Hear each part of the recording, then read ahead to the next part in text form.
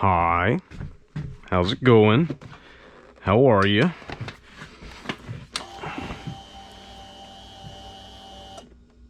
Alright, I don't know if you can see that, but my oil light is blinking, and I'm at 3,191 miles.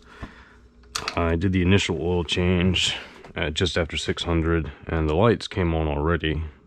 A little bit prematurely. I mean, I know it's just an estimate. I was going to change it anyway because I was noticing the oil level. Actually, I ran through some grease, or I don't know what I drove over, but it slung all under my engine and on my tires and on my oil filter, and I thought I had an oil leak. Turns out I didn't. Whenever I was looking at all of that and checking my oil level a few times, I noticed how dirty the oil was, so I decided I would go ahead and change that. And I bought all the stuff. It'd been about a week, and then my oil light came on. I was gonna do it anyway, but I just didn't really get a chance to. So I'm gonna take care of that now. I'm gonna go warm it up firstly.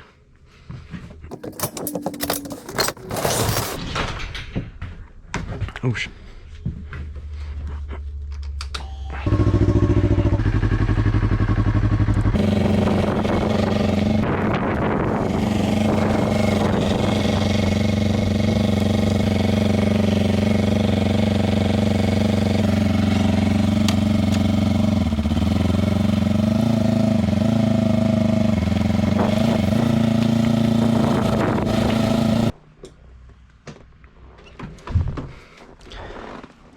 Now that the bike's warmed up, you can go ahead and drain the oil.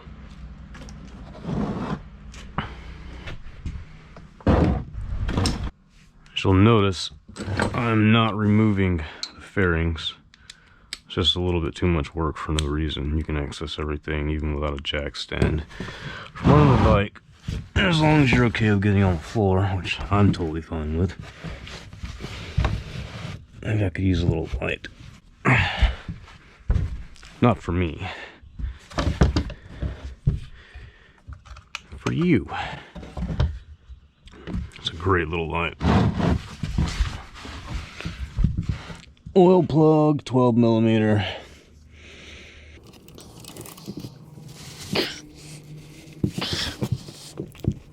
Jesus Christ, what did I do?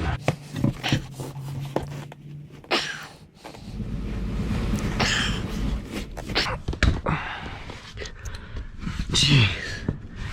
And that is why you buy a torque wrench. Because I'm pretty sure I put it on too tight, at least a little bit.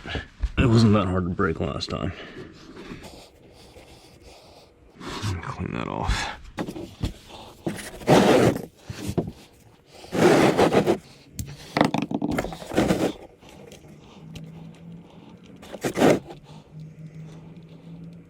You want to be ready to grab the oil plug, but also move your hand away quickly so the hot oil doesn't burn you. And I hear this stuff could possibly be carcinogenic. Look how dirty that oil is. Oh, it's not sparkly, which is good. Oh, that air. So there's no metal on metal occurring, but that is dirty. And that is why I decided that I would change it before the light even came on, because I like my oil to be kind of clear looking. Next time I change it, I'm going to put another one of those on. Do yourself a favor and buy an oil filter removal tool. They're cheap. I think this was sub 15, maybe even sub 10. No reason to go ramming screwdrivers in here if you don't have to.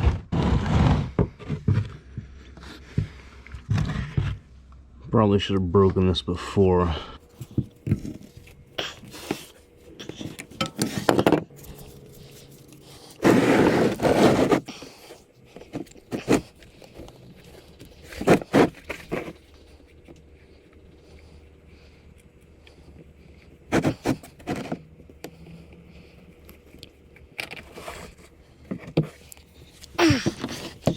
So that's the first step. Well, I guess that's the second step.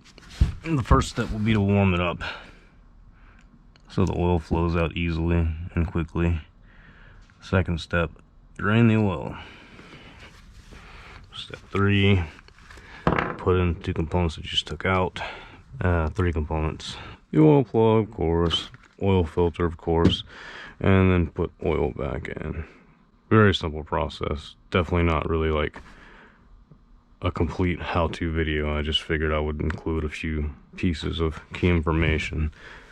That way, if someone is watching this and happens to use it as a guide of any sort, they won't be completely left out in the wilderness. Very simple process though. Take the old stuff out, put the new stuff in, don't strip any bolts, torque what you need to, don't over tighten stuff like the oil filter. Check the oil level, check for leaks. I'm gonna let it keep dripping out until it stops completely. Alright, that's not dripping anymore.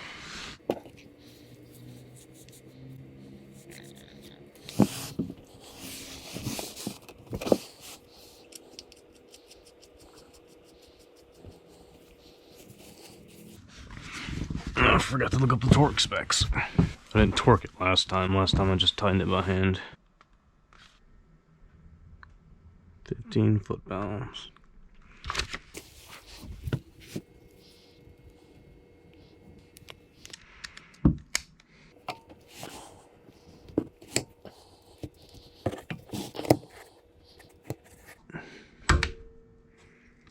That's fast already? It can't be.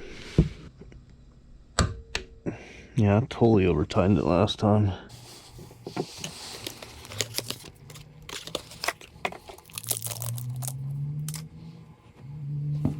This already has goop around it. I guess I'm still supposed to put the oil around the rim.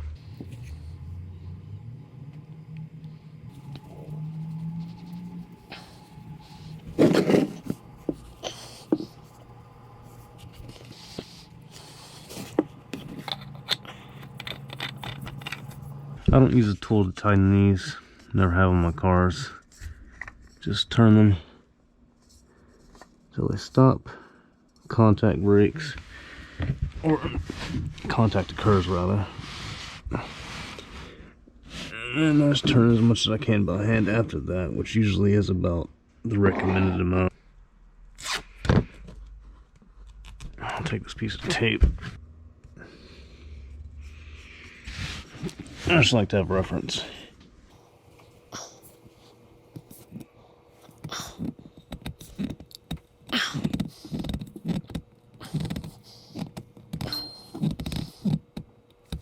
So it's down here, that's like 3/4 of a turn after it first made contact. That's about all I can do. I'll take the tape off. Sure wouldn't hurt to leave it on, but I'm only putting 2 quarts in. I don't want to have to open up the drain plug just a little bit to drain out some oil because I put too much in. I don't have to worry about tightening again. It's not really that big of a chore, but I just prefer not to do that.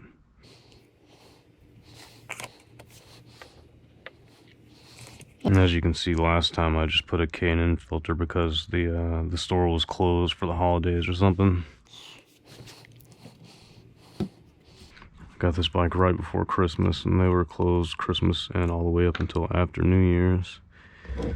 And of course I hit the 600 mile marker by then for sure, because I'm on it every day. So I just grabbed whatever stuff they had at the the auto parts store.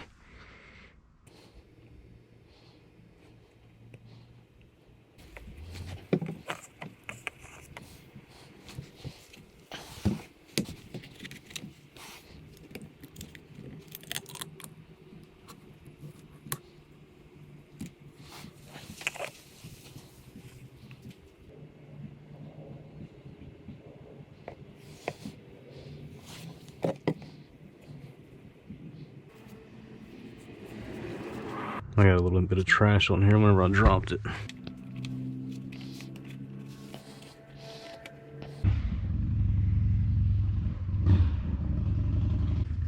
Why do people on cruiser bikes always rev them like that?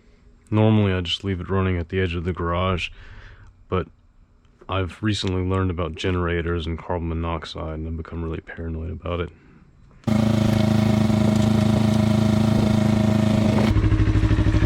course, you want to check for oil leaks.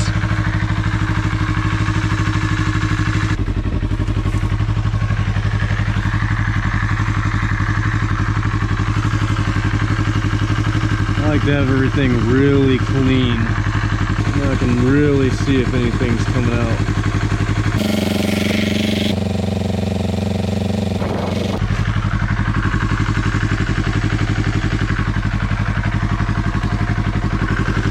Doesn't appear to be leaking anywhere at all.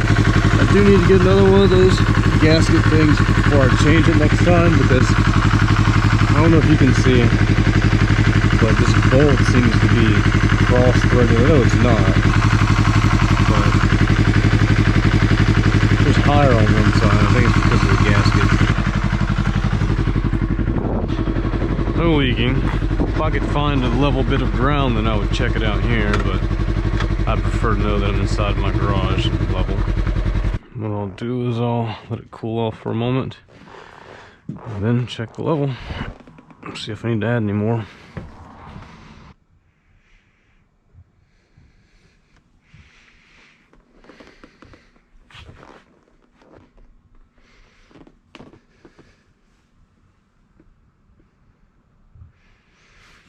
Just need to add a little bit. Very little bit. I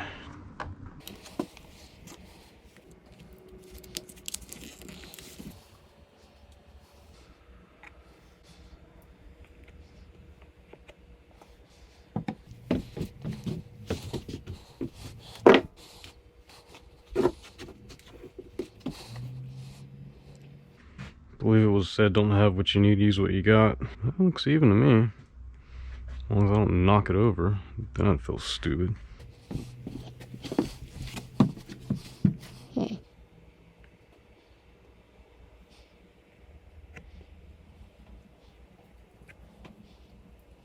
I could call that good, but it's not absolutely in the center.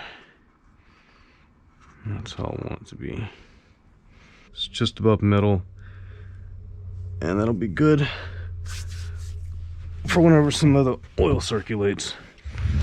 Now, what I was doing just now was very dangerous, because I was laying on the ground on the bike. It's stable enough, but it's not resting fully on the kickstand like it should be.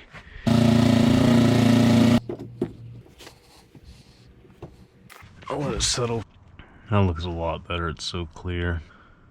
Yeah, those levels are perfect for me. And still no leaks. Then you're done. Almost.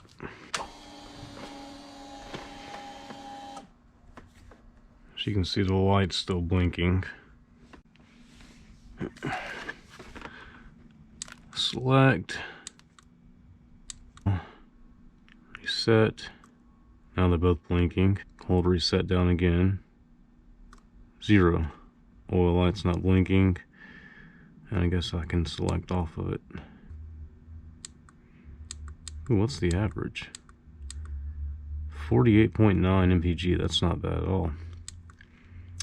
Usually leave mine on the odometer, because I love putting miles on the bike and seeing the representation of the miles I put on them there with those digits. Love seeing that. Just go up and up and up and up. It means I'm doing what I love. Good with leaks, good with levels, and of course, oil light's been reset. So that's done. Bye.